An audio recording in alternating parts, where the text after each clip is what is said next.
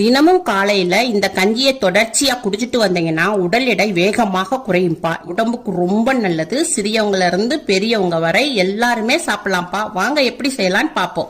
அம்மா சம்பா கோதுமை ரவை எடுத்திருக்கேன். இது எல்லா பலசர் கடையிலுமே கிடைக்குது. அம்மா பலசர் கடையில தான் வாங்கியிருக்கேன். அம்மா கேஸ் ஆன் பண்ணியிருக்கேன். ஒரு குக்கர் கடாய் வச்சிருக்கேன். ஒரு அரை டீஸ்பூனு நல்லெண்ணெய் விட்டுக்குருவோம். ஒரு 1/4 டீஸ்பூனு வெந்தயம் போட்டுக்குருவோம்ப்பா. 1/4 டீஸ்பூனு சீரகம் போட்டுக்குருவோம். இப்போ அம்மா சின்ன வெங்காயம் எடுத்திருக்கேன். சின்ன வெங்காயம் நம்ம உடம்புக்கு ரொம்ப நல்லா குளிர்ச்சி தரக்கூடியது. வெயிட் லாஸ்க்கும் நல்லா ஹெல்ப் பண்ணும்.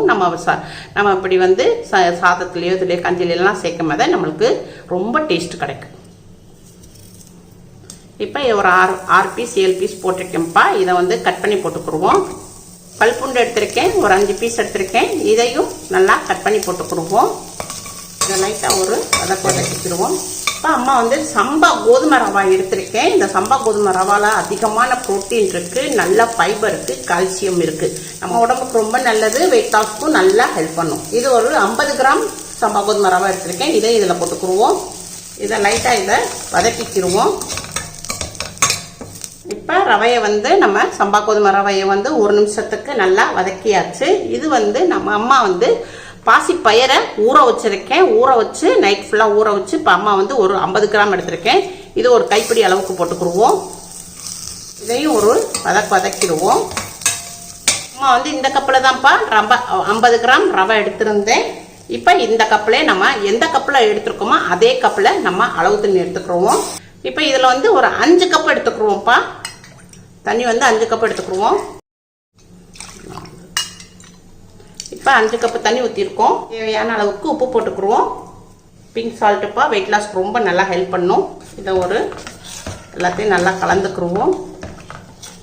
இப்போ இதை மூடி போட்டுருவோம். மூடி போட்டு 1 விசில் ஹைலையும் 2 விசில் மீடியத்தில் வச்சு வேக விடுவோம். இப்பப்பா விசில் அடங்கிடுச்சு. ஓப்பன் பண்ணுவோம்.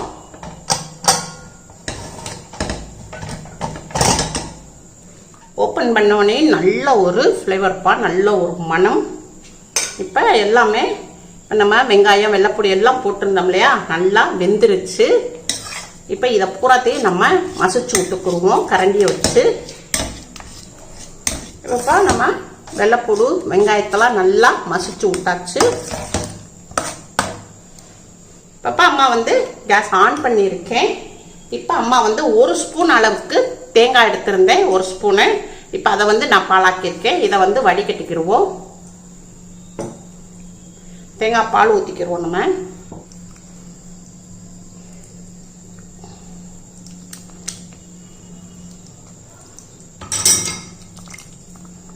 இப்போ அம்மா தேங்காய் பால் ஊற்றிருக்கேன்.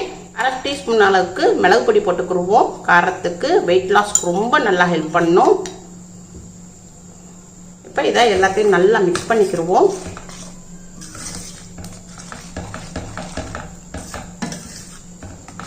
இந்த அளவுக்கு போதுனாலும் பரவாயில்லப்பா. இல்லைன்னா பத்தலைன்னா நம்ம கொஞ்சம் சுடுதண்ணி ஊற்றிக்கிறோம்.